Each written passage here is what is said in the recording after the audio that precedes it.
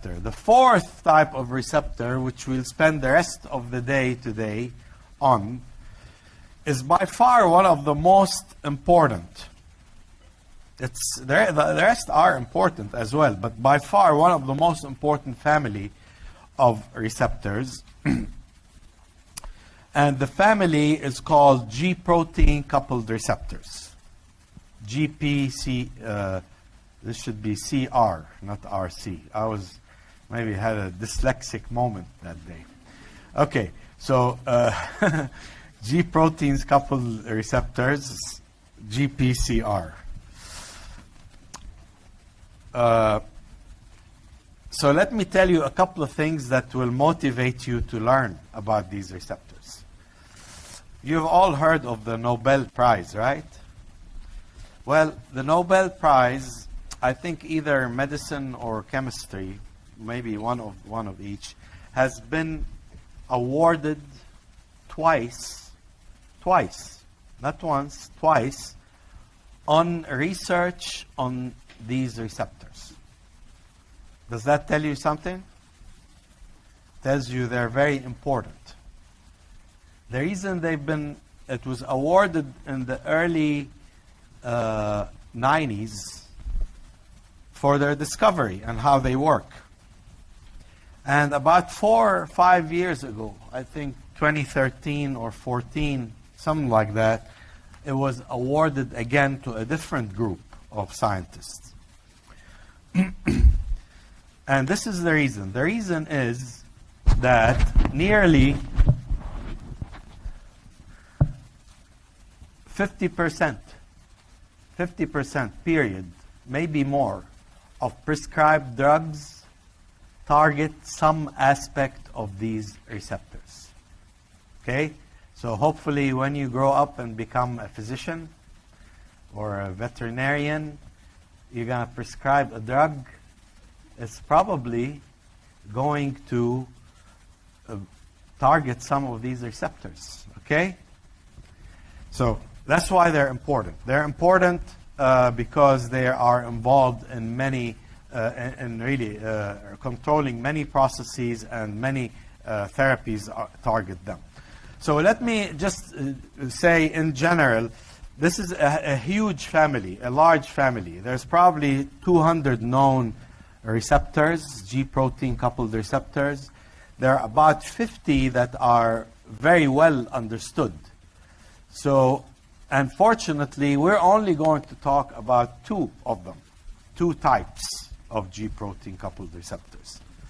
So the first thing I want to say is the name. The G protein name comes from the fact that the receptor always associates on the cytoplasmic side. So this is outside, this is inside. On the cytoplasmic side with a G protein. And the reason the protein is called G protein is because it binds GTP, guanosine triphosphate, or guanosine diphosphate,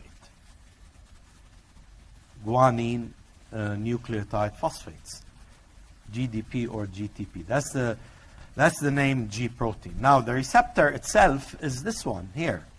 See this entire thing? See, here's alpha helix. Alpha helix. See all of these alpha helices? This is one single polypeptide. Spans the membrane 7 times, and that's why these are called sometimes heptahelical receptors. So that's the shape for all known G protein receptors. Like they all have that conserved shape. However, each of them that we will talk about will be unique in terms of its primary sequence. Okay, and polypeptide sequence. So let me continue by just telling you there's one site on the outside where the stimulus binds. It's going to activate this receptor. In turn, the first recipient of that activation will be a specific G protein. So you have specificity here, specificity at the primary structure of this receptor, and specificity as far as the G protein that it associates with. So 3 levels of specificity. This G protein coupled receptor will, just this G protein then once activated, it is going to activate an intracellular enzyme, typically a membrane-associated enzyme, usually called effector enzyme or target enzyme. And that enzyme is going to be activated, and it is going to produce a new molecule inside the cell. That molecule was absent before receptor activation.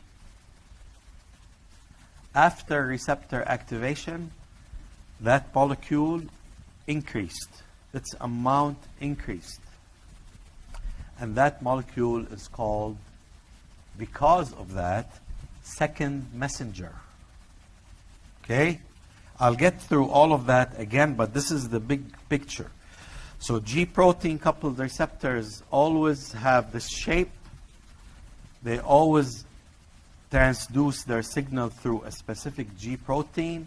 The G protein activates an effector enzyme, not shown on this slide, and the effector enzyme produces a second messenger. And a second messenger is a molecule, organic in nature in general, that was absent before receptor activation and increased after receptor activation. So it went from 0 to a finite number, and that defines the second messenger. Okay? So the reason they're called second messenger because the first messenger is the hormone outside.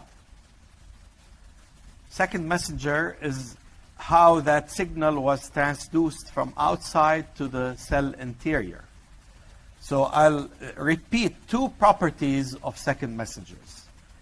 That is usually a small molecule of organic in nature that was absent before receptor activation and increased after receptor activation. Okay? So we are going to talk about 2 different types of G protein coupled receptors today, and they're down here. One is called the adenylate cyclase system, and the second one is called the phosphoinositide system or phosphatidylinositol system, and they're distinct G protein type signaling cascades, so and distinct types of receptors. So I will start with one, and then go back to the other one. So to define this again, intracellular second messengers, as I mentioned, are typically small molecules. They're not proteins. They're not enzymes. Okay? They're only going to be produced by G protein coupled receptors. The prior 3 types or families of receptors that we talked about do not produce second messengers. Okay? So I want you to associate second messengers with G protein coupled receptors. First thing, they're small molecules, organic in nature typically, that are increased inside the cytoplasm, inside the cell, in response to receptor activation. And here are some examples. Cyclic AMP is derived from ATP. Cyclic GMP derived from GTP. Nitric oxide, IP3, DAG, and calcium are derived from a membrane phospholipid. They're all organic with the exception of calcium. Okay? So these are examples of second messenger. Usually one of these is produced at a time. You don't have a dozen of them produced. Okay, one is produced by one receptor. another set may be produced by another receptor. So that's where the importance of specificity goes.